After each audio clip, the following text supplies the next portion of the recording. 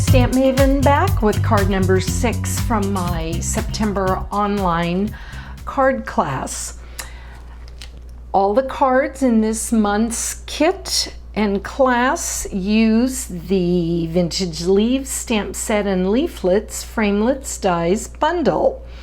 This stamp set has great leaf images that will work super for all of your fall cards and gifts.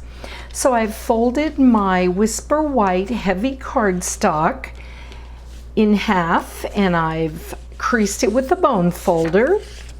Now I'm going to just use some snail in the corners here to adhere my Into the Woods Designer Series paper piece. I just love this Designer Series paper pack. There are so many fun fall colors. I've chosen Rich Razzleberry so I can pick up on the Rich Razzleberry on this pattern, which is the opposite side of this pattern right here. Now, we are going to make this fun little arrow piece there using the chevron border punch. All I'm going to do is stick this into my punch. I want to get it going the right way here. So there we go. Move it over just a tad. And there I've got that piece here right on top. Notice that you have these fun little arrow pieces that come out that you could use on another card. We're not going to use those today though, so I'm going to just place them over there to the side. Now I've pre-cut my little border piece. We're going to run some snail down there and I'm going to adhere it almost to the side, but not quite, because I want this little border to show. Then I'm going to just put a little more snail than I normally do.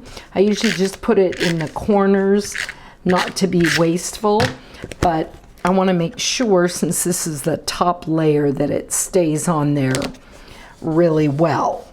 Okay, now I have pre-cut my Mossy Meadow and my Whisper White that I'm going to flag. We do have our triple banner punch that will also easily make these flags, but I wanted to show you, if you don't have that punch, how easy it is to just cut a little bit down the center. And I'll show you again on this piece. You just cut to the center with your snips and then just come back to the center from the corner, and that makes a little flagged piece. Okay, now I'm going to stamp my happiest birthday wishes sentiment. This particular sentiment happens to come from a paper pumpkin birthday kit in May.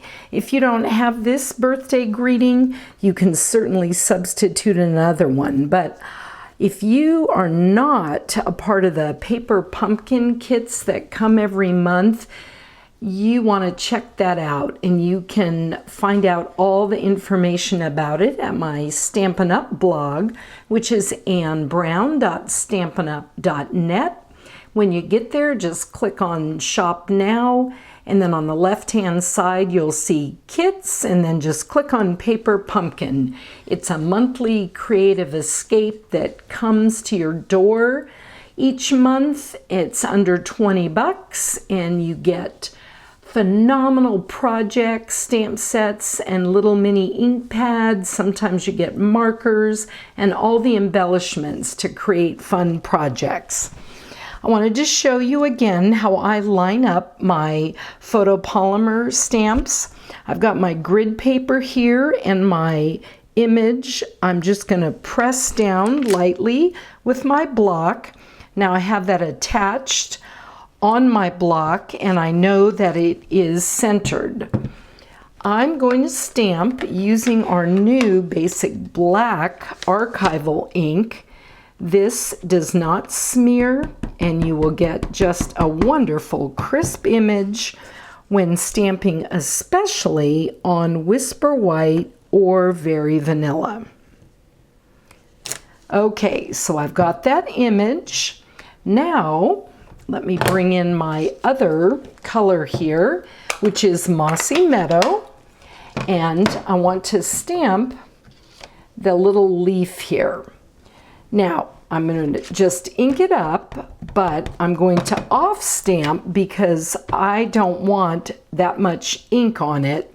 So I'm going to just twist it around on there, and you see I get 3 leaves.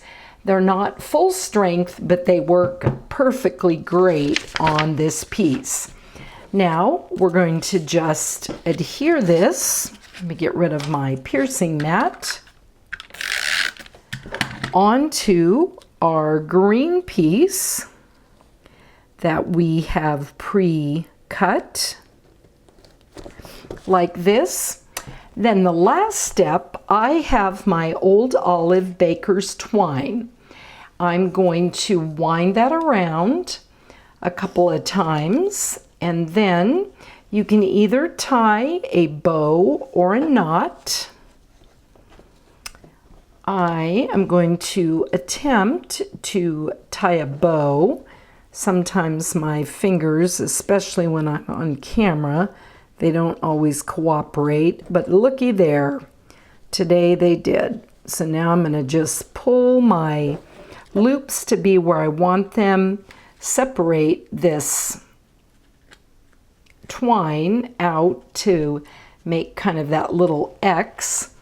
Then I'm going to grab my dimensionals, and I'm going to put probably 3 on the back here so I can make sure that it pops up really well. And just take off the little backing here on the dimensionals